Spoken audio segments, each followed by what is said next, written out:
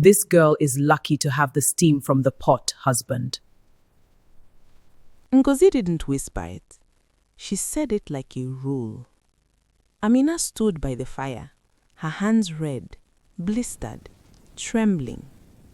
In that house, she wasn't a daughter. She was a ghost. But in the forest of echoes, ghosts don't stay silent.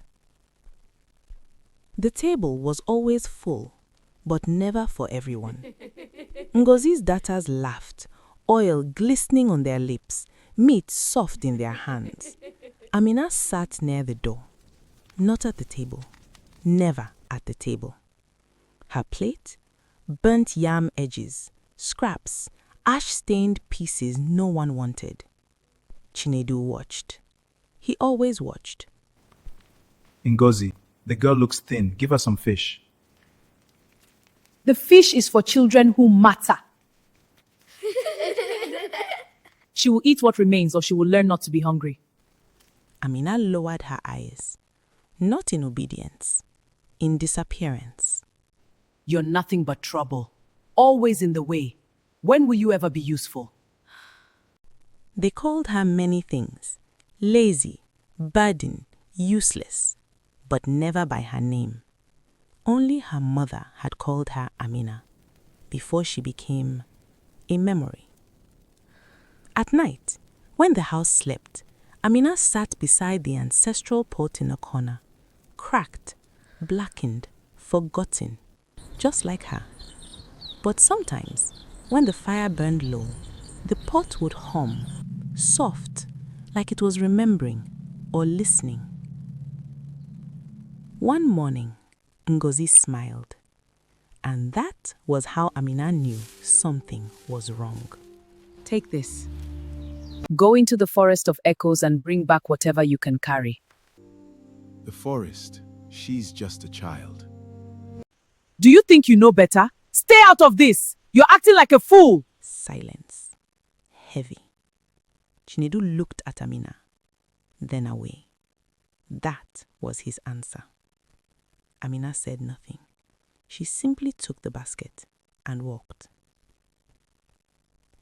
In that village, people entered the forest of echoes, but not everyone came back. Maybe this forest will be kinder than home. I'll take the forest over them, anything over them. The forest did not welcome her. It watched. Every step Amina took felt heard, not by ears, but by something older, something patient. She walked until the path disappeared, and still the silence followed. No birds, no wind, no insects, just her breath.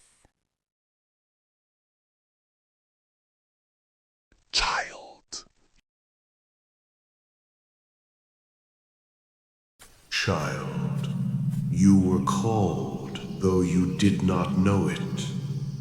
As you sat by the fire, it listened. Now you stand before it. You cannot see me. You will not remember. But I heard. And what is heard demands reckoning. Pain left in silence becomes burden. It waits and returns transformed. Choose. Two choices, a golden vessel and a plain god. I don't need everything. Just enough.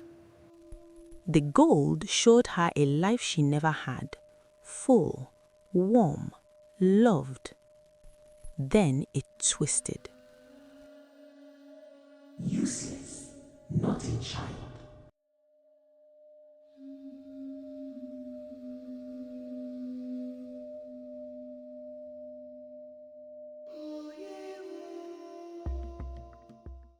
She took the god. The forest exhaled. By the time she left, the sun was falling. Back home, night was waiting. When Amina returned, the door creaked before she touched it. Ngozi turned immediately. Her eyes narrowed. Not relief, something closer to irritation. Her gaze dropped to the basket, then back to Amina. You're back. Amina didn't answer. She stepped forward quietly and placed the gourd on the floor. Ngozi stared. Calculation. That's all? So there was nothing in that forest?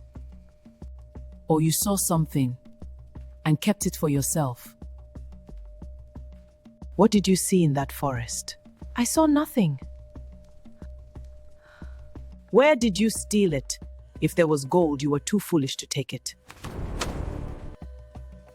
She opened it. At first, nothing. Then, a whisper. Ngozi froze. Then, whispers clawed at the air. Names, accusations, memories long buried. Faces she tried to erase, staring back.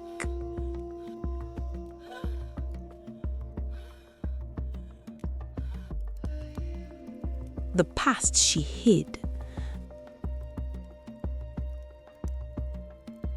The father she blinded.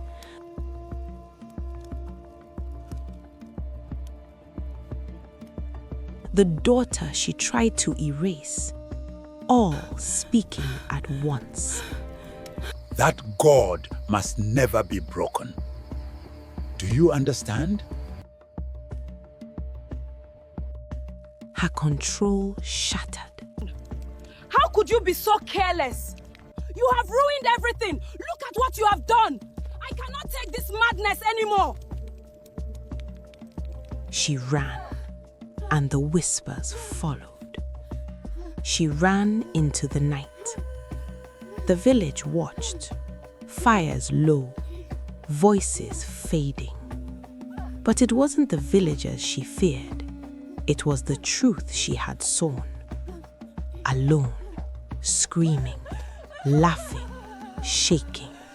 Her crimes echoing through the air she could not escape. I beg, make them stop. And somewhere in the shadows, eyes watched, waiting. Silence fell in the house, heavy, thick, unsettling. Chinedu stood, seeing it all for the first time. What happened in here? Amina, my daughter? What happened here? Bowls overturned, gourd open, and then her, Amina, small, quiet, still. Recognition flickered, not fear, not confusion, understanding. Something he had ignored or failed to see now made sense. The child he had never truly noticed. For the first time, he saw her hands, red, blistered, her frame, her silence, and something broke inside him. My child. Ngozi is a witch. Finally, he stayed. But outside, a shadow moved, something he could not yet name. The village awoke slowly, quietly, uneasy. Ngozi wandered among them, her words looping, meaningless to all but herself. The fish is for children who matter. But face or you will eat what remains. Burden, useless, not a child.